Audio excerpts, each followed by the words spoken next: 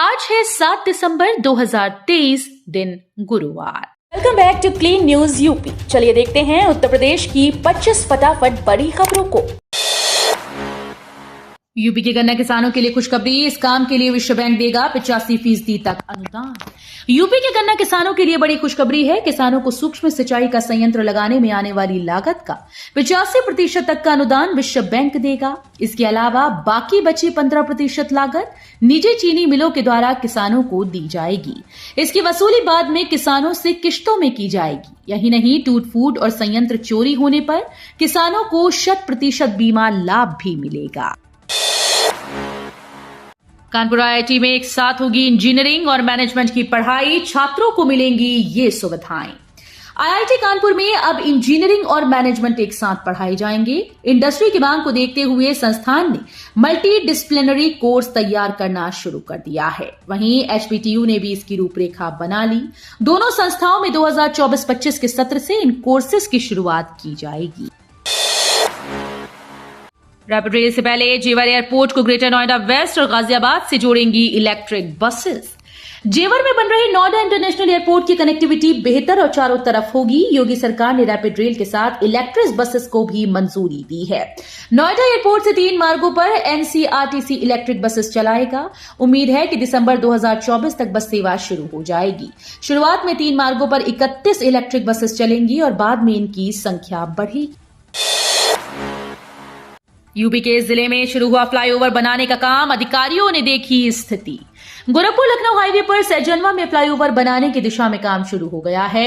NHAI के परियोजना निदेशक भावेश अग्रवाल ने विधायक प्रदीप शुक्ला के साथ थाना चौका व गीडा सेक्टर 15 के पास जाम की स्थिति देखी। पुलिस अधीक्षक यातायात श्यामदेव बिंद ने भी स्थिति का जायजा लिया और कस्बे के व्यापारियों के साथ बैठक की।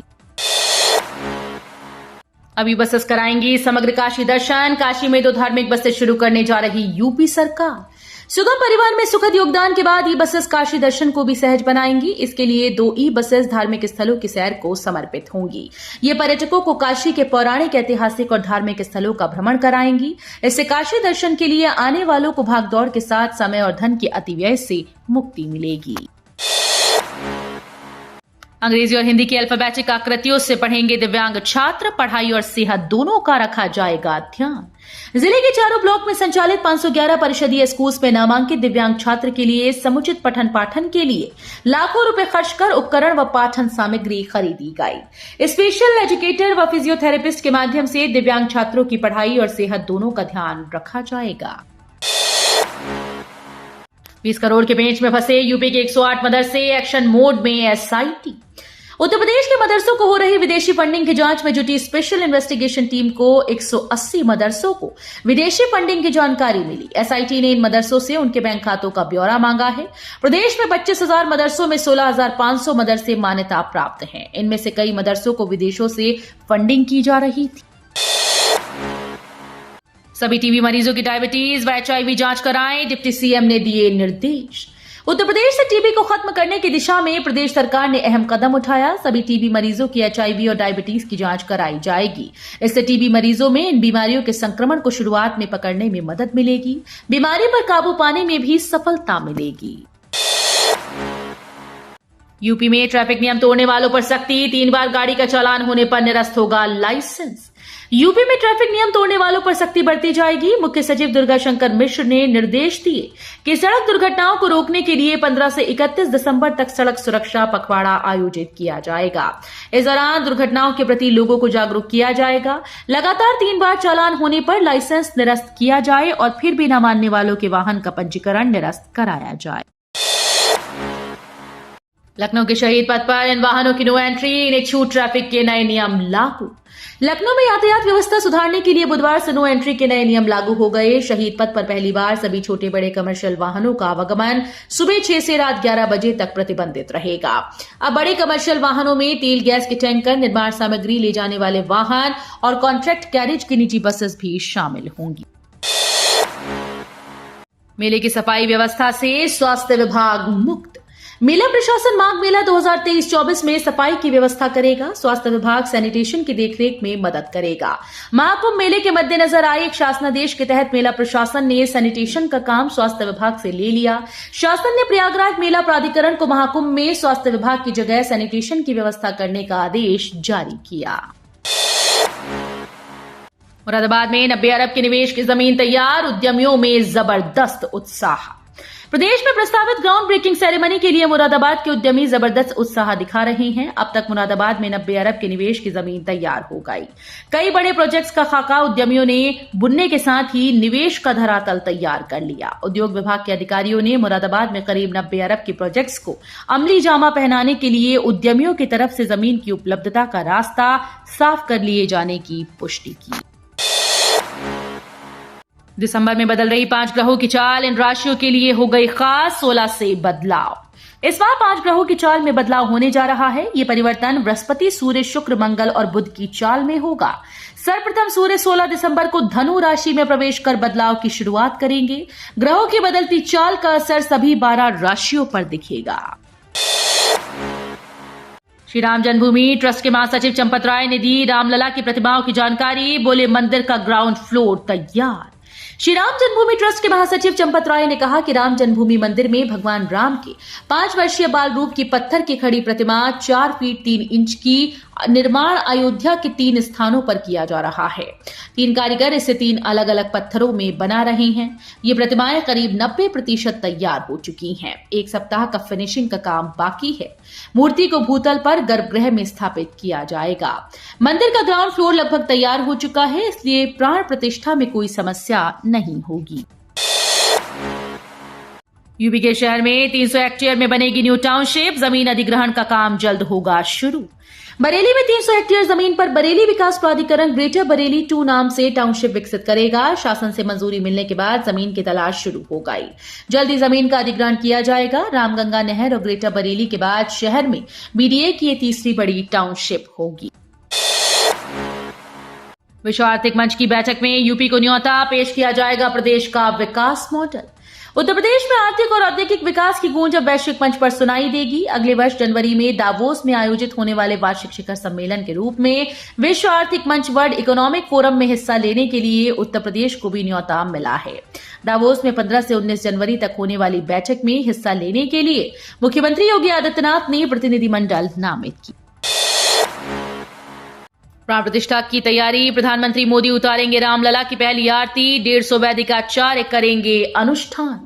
श्री राम जन्मभूमि परिसर में नवनिर्मित राम मंदिर में रामलला की नई मूर्ति की पहली आरती प्रधानमंत्री श्री नरेंद्र मोदी उतारेंगे।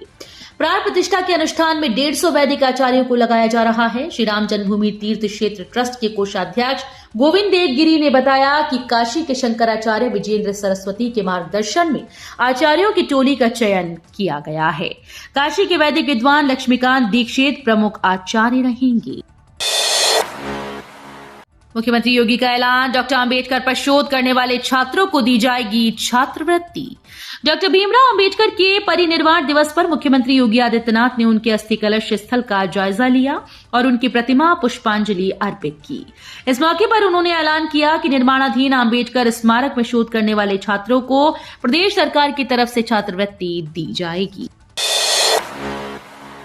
जनवरी तक बनकर तैयार हो जाएगा Mohaddipur Padleganj ring road. Jogging track भी बनेगा। गोरखपुर में रामगढ़ताल के किनारे मोहद्दीपुर से पैडलेगंज तक रिंग रोड जनवरी 2024 तक बनकर तैयार हो जाएगा। सड़क को 7.5 मीटर की चौड़ाई में 2 लेन बनाया जा रहा है। जीडीए ने दूसरे चरण में सहारा स्ट्रीट के सामने रिंग रोड को मार्च तक पूरा कराने का लक्ष्य रखा। रिंग रोड के बन जाने से लोगों को मॉर्निंग वॉक के लिए एक बेहतर स्थान तो मिलेगा ही। कुंडरा घाट से मोहद्दीपुर तक जाम झेलने वाले लोग वैकल्पिक रास्ते से फर्राटा भरते चले जाएंगे। यूपी में ठंड के बीच बढ़ने जा रही मुश्किलें। इन 3 दिनों तक होगी बारिश। उत्तर भारत में तेजी से तापमान में गिरावट दर्ज की जा रही है। दिल्ली समेत कई राज्यों में अगले हफ्ते भर में 2 डिग्री तक तापमान में कमी आ सकती है। इसके अलावा यूपी के चंदौली, चित्रकूट, वाराणसी समेत कई जिलों में अगले 2 से 3 दिनों तक बारिश की चेतावनी जारी की गई। ठंड के बीच होने वाली ये बारिश लोगों की मुश्किलें बढ़ा सकती है। हाईवे पर बनेंगे सुरक्षित कट। नए सिरे से तय होंगे कट बनाने के मानक। हाईवे पर बनने वाले कट की स्थिति की दिक्कतों के कारण बढ़ रहे हादसों को रोकने के लिए उत्तर प्रदेश सरकार के प्रस्ताव को इंडियन रोड कांग्रेस ने स्वीकार कर लिया। इस प्रस्ताव पर आईआरसी की विशेषज्ञ टीम काम करेंगी। हाईवे पर अब वाहन सवार राहगीरों के लिहाज से सुरक्षित और सुविधाजनक कट बनेंगे। कट कहां और कैसे बने, इसका मानक नए सिरे से तय किया जाएगा। आयुष्मान कार्ड बनाने में पिछड़ा कानपुर, रैंकिंग में 69वां स्थान, नहीं मिल रहे लाभार्थी। आयुष्मान कार्ड बनाने के मामले में शहर फिसड्डी साबित हुआ है। प्रदेश की सूची में कानपुर 69वें नंबर पर है। इसकी मुख्य वजह यह है कि सूची में शामिल लाभार्थी मौके पर नहीं मिल रहे। ग्रामीण क्षेत्रों में आशा और शहरों में कोटेदार के पास सूची में लाभार्थियों का नाम तो है, लेकिन वे कार्ड बनवाने नहीं पहुंच रही। जब आशाएं गांव-गांव और कोटेदार वार्ड में जाकर उनकी जांच करते हैं तो पता चलता है कि अधिकतर लोग नौकरी या अन्य वजहों से शहर से बाहर हैं।